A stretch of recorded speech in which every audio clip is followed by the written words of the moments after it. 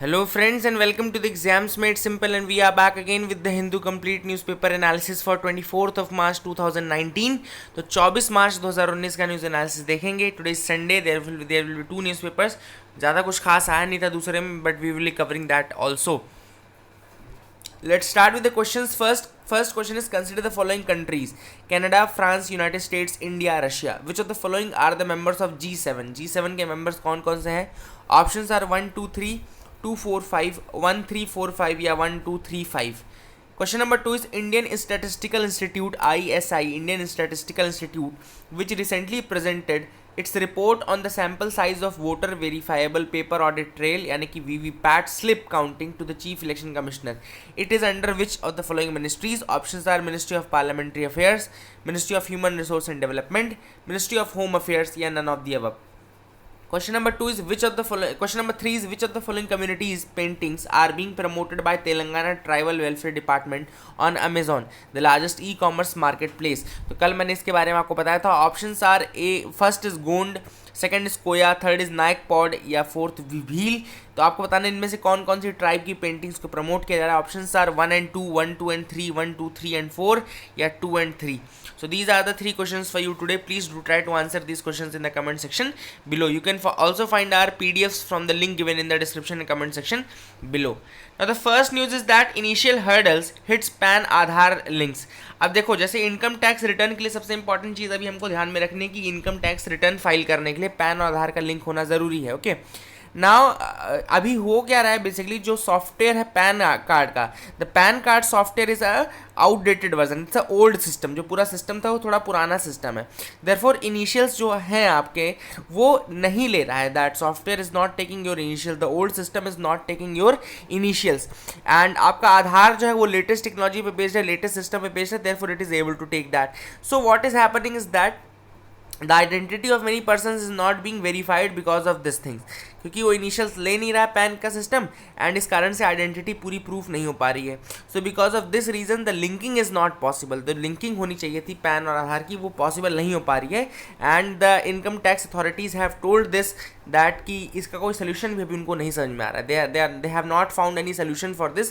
Therefore अभी थोड़ा time लग सकता है. Large number of people specially in South India are not being able to link the two because of the name mismatch, क्योंकि initials वो ले नहीं रहा. Therefore the names are mismatch there. Okay, तो ये एक रीज़न है जिसके कारण कि पैन और आधार की लिंकिंग नहीं हो पा रही है. अगर आपसे कोई पूछे कि क्यों नहीं हो पा रही तो आप बता दीजिएगा कि the PAN system is a outdated system, it's a old system, and Aadhaar का सिस्टम नया है. Therefore the initials are not being matched in the two, और पैन का जो सिस्टम है वो इनिशियल्स नहीं ले रहा है because of that reason. Okay, तो दिस इज़ द थिंग, और ये आपको दिमाग में रख लेना है कि आपको थोड़ा एटलीस्ट एक आइडिया रहे कि क्यों नहीं मिल रहा है ना, अगर आपसे कोई पूछे. तो let's move to the next pages, आगे की तरफ मूव करते हैं.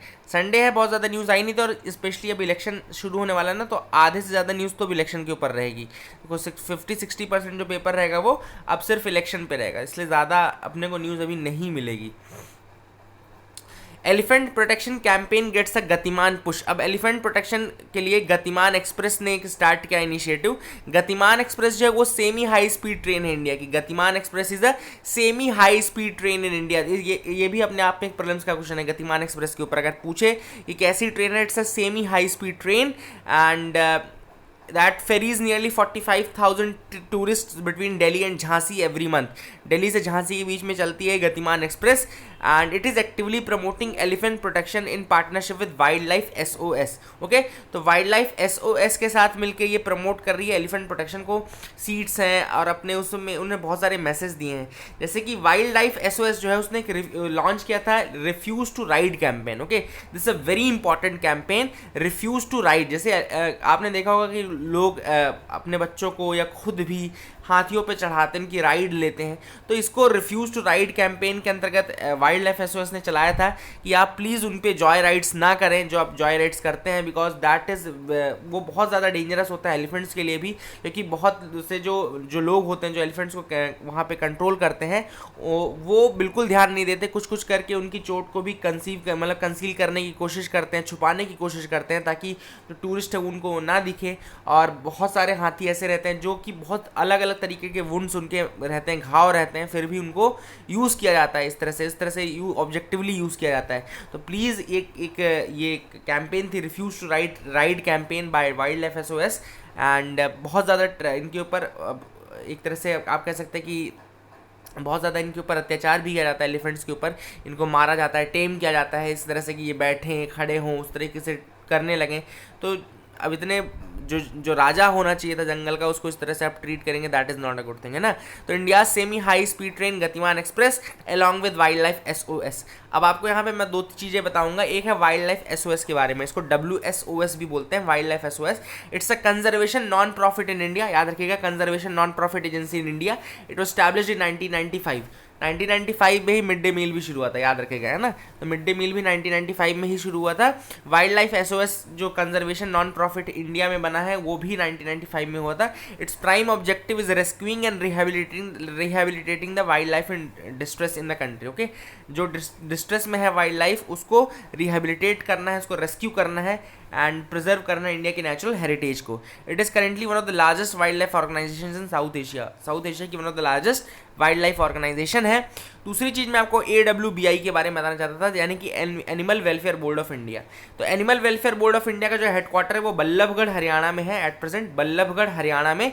अर्लियर जो इसका हेडक्वार्टर था वो चेन्नई में था, तो रिसेंटली 1-2 साल पहले ही इसका हेडक्वार्टर भी चेंज हुआ है। तो याद रखिएगा, animal welfare board of India का जो हेडक्वार्टर है वो बल्लभगढ़ में है, हरियाणा स्टेट में, एंड पहले था वो चेन्नई में, तो चेन्नई से बल्लभगढ़ हरियाणा हो गया है।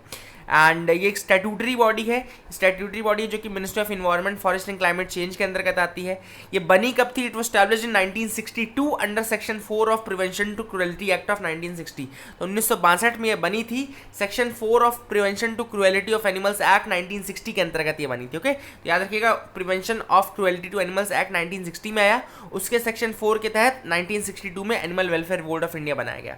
रुक्मिणी देवी अरुंडेल ने बहुत बड़ा रोल प्ले किया, भरतनाट्यम की डांसर है, एंड रुक्मिणी देवी अरुंडेल ही फर्स्ट चेयर भी थी animal welfare board of India की। The board consist of 28 members, इसमें 28 मेंबर्स होते हैं, एंड इनका जो पीरियड होता है वो 3 साल का होता है। They serve for a period of 3 years। तो काफ़ी अच्छी न्यूज़ आइटम थी, इसमें काफ़ी कुछ आपको वाइल्ड लाइफ SOS और आपको AWBI के बारे में पता चला, रिफ्यूज टू राइड कैंपेन के बारे में पता चला। तो ये सारी चीज़ें हम लोग को बहुत अच्छी समझ में आ गई। Vice admiral Karambir Singh is the next navy chief. तो अगले जो नेवी चीफ हैं वो वाइस एडमिरल करमबीर सिंह है, that is important news. He will be the 24th navy chief, and अभी जो एट प्रेजेंट है वो है एडमिरल सुनील लांबा। तो एट प्रेजेंट जो चीफ ऑफ नेवी स्टाफ हैं, जो नेवल स्टाफ हैं, वो सुनील लांबा है। अगले जो वाइस एडमिरल अगले जो नेवी चीफ होंगे वो करमबीर होंगे। Vice admiral Karambir will be the next navy chief, याद रखेगा, chief of naval staff. Okay, so that is very important, Karambir Singh का नाम भी याद रखेगा। Now let's move to the next pages. यहाँ फिर से वही इलेक्शन की न्यूज़ आने लगी। जैसे कि मैंने बताया कि इलेक्शन का टाइम चल रहा है, तो इलेक्शन की न्यूज़ बहुत ज़्यादा रहेंगी। यहाँ पे Italy signs the new silk and road initiative with China. तो Italy has finally officially became the first G7 country to sign the silk road, यानी कि बेल्ट एंड रोड इनिशिएटिव को साइन करने वाला इटली पहला G7 इंडस्ट्रियलाइज्ड कंट्री बन चुका है। So that is very very important. यहाँ पे लिखा हुआ है, देखो, Italy became the first G7 country to sign up the massive project, ये याद रखिएगा। इससे EU और जो USA है वो बहुत ज़्यादा खुश है नहीं, लेकिन फिर भी। Cyclone Idai death toll rises to 417 in Mozambique. तो काफ़ी ज़्यादा नुकसानदायक हुआ ये साइक्लोन इडाई। तो कहाँ पे आया था? ये मोजाम्बिक में आया था। ये भी काफ़ी इंपॉर्टेंट है, याद रखिएगा, इसको दिमाग में बैठाए रखिएगा। RBI defers implementing Ind AS yet again. अब देखो, आपने को यहाँ पे मेन इस न्यूज़ आइटम में जानना है इंड AS क्या है और RBI ने क्या किया है। तो RBI ने बेसिकली डिफर कर दिया, मतलब पोस्टपोन कर दिया और ज़्यादा दूर कर दिया है for the implementation of new accounting norms. तो जो इंड AS है ना, बेसिकली वो याद रखिएगा नए अकाउंटिंग नॉर्म्स हैं। तो अगर आपसे कोई पूछे कि what is Ind AS was recently in news, what is it, तो याद रखिएगा they are the new accounting norms, जिसको अभी RBI ने इम्प्लीमेंट नहीं किया है। They have deferred the implementation of this Ind AS। Okay, याद रखिएगा। और RBI ने बोला कि अभी कुछ और अमेंडमेंट्स करने ज़रूरी हैं, कुछ और अमेंडमेंट्स करने बाकी हैं, जिसके बाद हम इसको इंड AS को अप्लाई करेंगे, अकाउंटिंग नॉर्म्स को। पर अगर आपसे कोई पूछे कि इंड AS क्या है, तो they are the new accounting laws. And बहुत सारे अभी लेजिस्लेटिव अमेंडमेंट्स हैं जो कि बचे हुए हैं, इसीलिए जो जो ये अकाउंटिंग नॉर्म्स है इसको इम्प्लीमेंट नहीं किया जा रहा है। तो याद रखिएगा इंड एएस, अगर आपसे कोई पूछे क्या है तो याद रखिएगा they are the new accounting norms, very important, Ind AS. अब यहाँ पे आया था long reach of silk road. तो देखो बेल्ट एंड रोड इनिशिएटिव जो है बेसिकली उसमें दो पार्ट है। यहाँ पे एक दिख रहा है आपको, एक आपको दिख रहा होगा सिल्क रोड इकोनॉमिक बेल्ट, जो बाय रोड इकोनॉमिक बेल्ट है, दूसरा है आपका मैरीटाइम सिल्क रोड। तो यहाँ पे दो चीज़ें आपको दिख रही हैं। तो बेल्ट एंड रोड इनिशिएटिव जो चाइना का, उसके दो पार्ट है। सिल्क रोड, एक तो रोड है पूरी जो रोड के थ्रू जाते हैं, रोडवेज जाते हैं, दूसरा है maritime silk road.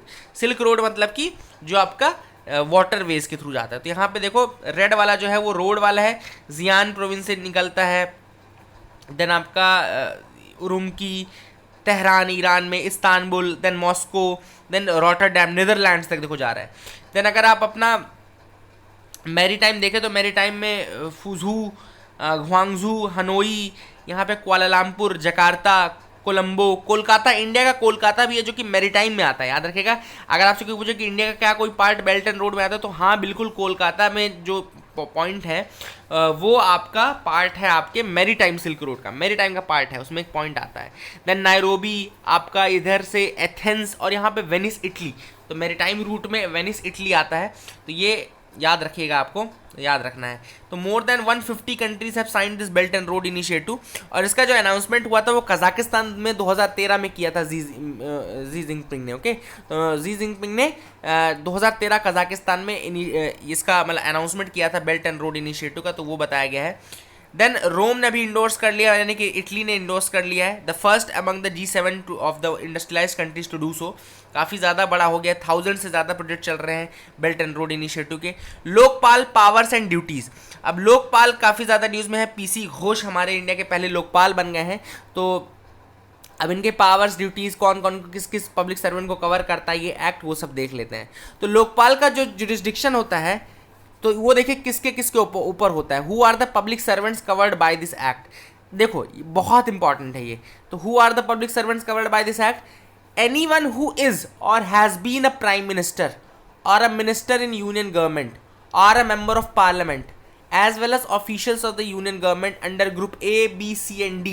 Also covered are chairpersons, members, officers and directors of any board, corporation, society, trust or autonomous body either established by an act of parliament or wholly or partly funded by the center. It also covers any society or trust or body that receives foreign contribution above rupees 10 lakhs. सबसे important बात कि prime minister जो हो रहा है या जो रह चुका है वो भी कवर्ड है इस एक्ट के अंदर। कोई भी minister, member of parliament, group A B C D official, कोई भी ऐसी सोसाइटी, ट्रस्ट, कॉरपोरेशन, बोर्ड के डायरेक्टर, चेयरपर्सन जो कि गवर्नमेंट के एक्ट के थ्रू बनी है या पार्टली या फुल्ली फंडेड है बाय सेंट्रल गवर्नमेंट, या फिर कोई ऐसी सोसाइटी या ट्रस्ट या बॉडी जो कि 10 लाख से ज़्यादा फॉरेन कंट्रीब्यूशन रिसीव करती है, वो सब इसके अंदर कवर्ड है। Okay, what happens if charge is made against the prime minister? Suppose prime minister के अगेंस्ट चार्ज होता है, क्या होता है?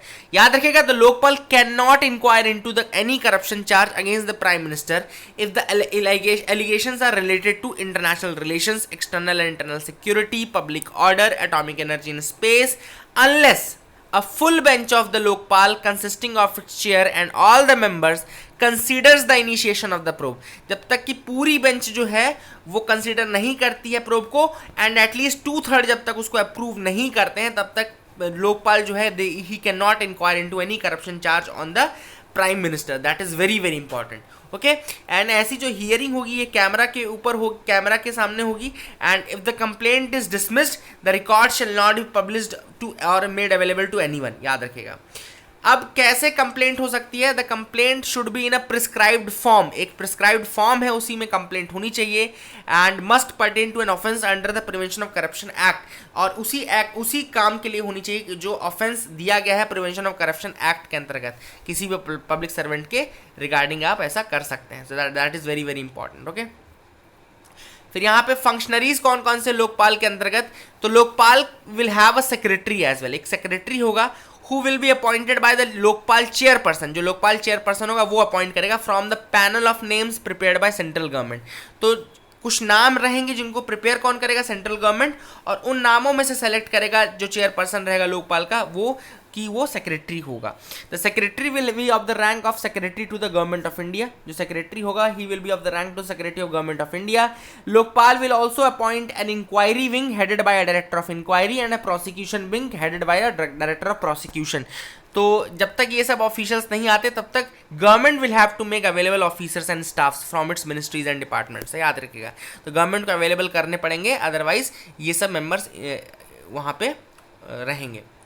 बम्प हेड पैरेट फिश का नाम आया, तो बम्प हेड पैरेट फिश के बारे में बता दूं, ये इंडिया में अंडमान एंड निकोबार आइलैंड्स पाई जाती है। अंडमान एंड निकोबार आइलैंड्स में बम्प हेड पैरेट फिश पाई जाती है। They are the world's largest parrot fish. याद रखिएगा, they are the world's largest parrot fish, bump head parrot fish. अब एक बहुत इंपॉर्टेंट फैक्ट इसमें ये है कि what they do is that they ram their enormous green head against the corals to dislodge them.